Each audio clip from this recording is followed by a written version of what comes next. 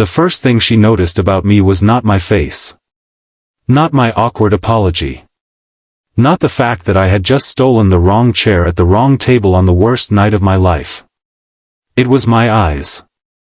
And the moment she looked into them, she said softly, almost like she was confessing a secret to herself, that my eyes were begging to stay. I had only meant to ask if the seat was taken. I had only meant to wait 5 minutes before walking back out into the cold night and admitting to myself that I had once again failed at trying to move on.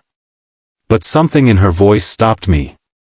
Something in the way she said it felt like she wasn't just talking about that chair. She was talking about something deeper, something I had buried so carefully even I pretended it wasn't there anymore. Before we go any further, if you believe in kindness, in second chances, in the idea that sometimes the wrong table can lead to the right story, take a moment to like this video, comment your thoughts, share it with someone who needs hope, and subscribe to The Kindness Chronicles.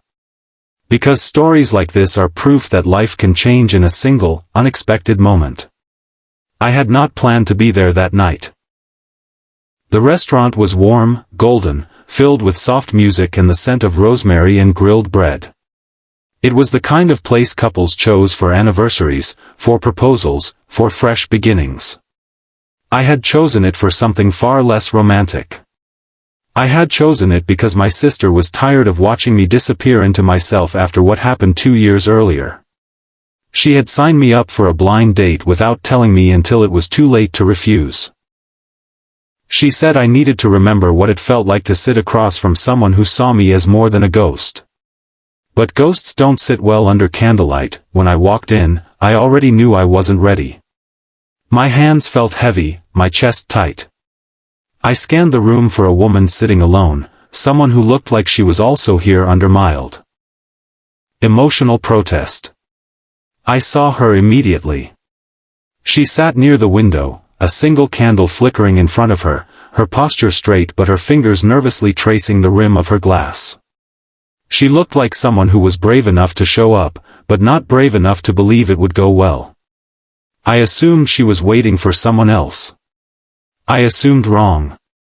I approached her table and asked if the seat was taken. She looked up at me, surprised, and for a brief second I saw disappointment flicker across her face. Not because of me specifically, but because I was not who she expected. Still, she nodded. I sat down, thinking I would explain, thinking I would apologize. But instead, we just stared at each other. And that's when she said it. That my eyes were begging to stay. She didn't say it playfully. She didn't say it flirtatiously. She said it like someone who had learned how to read pain. I swallowed. I told her I thought she was someone else. I explained that I was supposed to meet a blind date arranged by my sister. Her lips parted slightly, and then she let out a small, almost ironic laugh. She told me she was also on a blind date. We both looked around the room at the same time, scanning for someone else who might be staring at their phone, wondering where we were. No one was. The longer we looked at each other, the more obvious it became that maybe the universe had made a small, deliberate mistake. Or maybe it wasn't a mistake at all. Her name was Aisha. She worked as a nurse at a city hospital, the kind of nurse who held hands during the worst nights of people's lives. I could tell from the way she spoke that she carried stories with her, heavy ones, but she didn't let them crush her. I told her I used to teach literature at a small college before I took a leave of absence. I didn't tell her why. Not yet. The waiter approached us with 2 menus and asked if we were ready to order. We looked at each other, both silently acknowledging the absurdity of the situation. Neither of our actual dates had shown up. Neither of us seemed eager to leave. So we ordered. At first, the conversation was careful. Polite. The kind of small talk people use to test whether the ground is safe to step on. But there was something beneath it, something trembling and unspoken. She asked me why I had taken a leave from teaching. I hesitated. I hadn't told many people the truth. It was easier to say I needed a break. It was easier to pretend burnout was the reason. But there was something about her eyes that made lying feel impossible. 2 years earlier, my wife had died in a car accident on her way home from visiting her mother. It was raining. A truck had skidded across the divider. They said she never felt a thing. I used to repeat that part to myself at night like it was a comfort. She never felt a thing. I did. Every single second after. When I told Aisha, her face didn't twist with pity. She didn't rush to fill the silence with clichés. She just listened. The restaurant noise faded around us.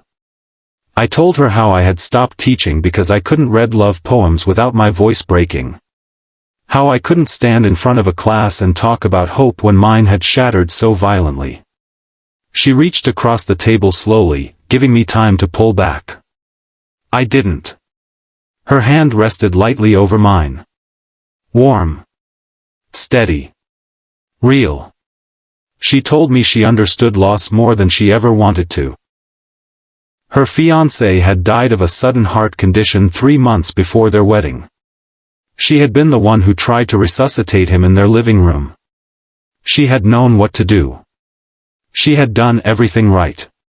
It still wasn't enough. There it was. The reason she could read my eyes. We weren't two strangers on a blind date. We were two survivors sitting in the aftermath of different storms, recognizing the wreckage in each other. The food arrived, but we barely touched it. Instead, we talked about grief. About how people expect you to move on like there's a schedule for. When the night ended, neither of us had received a call or message from our supposed dates. It almost felt poetic. As we stepped outside, the air was cool and quiet. She looked at me again, that same searching gaze from earlier. She said she didn't believe in coincidences. I told her I wasn't sure what I believed in anymore. But I asked if I could see her again. The weeks that followed were not easy or magical in the way romantic stories often pretend. They were fragile. Slow. We met for coffee, for long walks, for quiet evenings where we talked more about the people we had lost than about ourselves. Some might say that's not how you start something new. But for us, it was the only honest way. There were setbacks. Nights when I woke up from dreams of my wife and felt like I was betraying her by holding Aisha's hand the next day. Moments when Aisha pulled away because guilt wrapped around her chest like a tightening rope. We were not replacing anyone. We were learning how to carry love twice. One evening, we visited the beach. The waves rolled in under a gray sky, restless and constant. I told her I was afraid. Afraid that opening my heart again meant risking that kind of pain again. She told me something I will never forget. She said love is always a risk, but grief is proof that it was worth it. She said the fact that we hurt so deeply meant we had loved fully. And that was not something to regret. I realized then that maybe my eyes had been begging to stay because they were tired of running from the possibility of joy. Months passed. I returned to teaching part-time. The first time I read a poem about love without my voice breaking, I felt something inside me shift. I wasn't forgetting my wife. I was honoring her by continuing to live. Aisha attended one of my lectures quietly in the back row. When our eyes met, I saw pride there. Not ownership. Not expectation. Just support. 1 year after that mistaken seat, we returned to the same restaurant. Same table by the window. Same soft candlelight. This time, there was no confusion. No missing dates. Just two people who had chosen, day after day, to stay. I looked at her across the table and remembered the first thing she had said to me.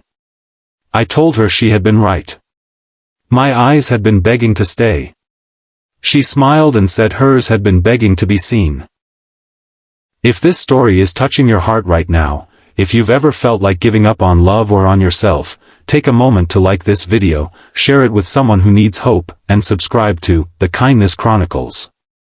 Stories like this survive because you choose to carry them forward. Before we end, I have a special request. Comment the word "stay" if you believe that sometimes staying, at a table, in a moment, in someone's life, can change everything. Let's fill the comments with hope for anyone who needs it tonight. Life does not always give us grand signs. Sometimes it simply offers a chair at the wrong table and waits to see if we are brave enough to sit down. 2 broken people. 1 accidental meeting. And a pair of eyes that finally stopped begging, because they had found a reason to stay.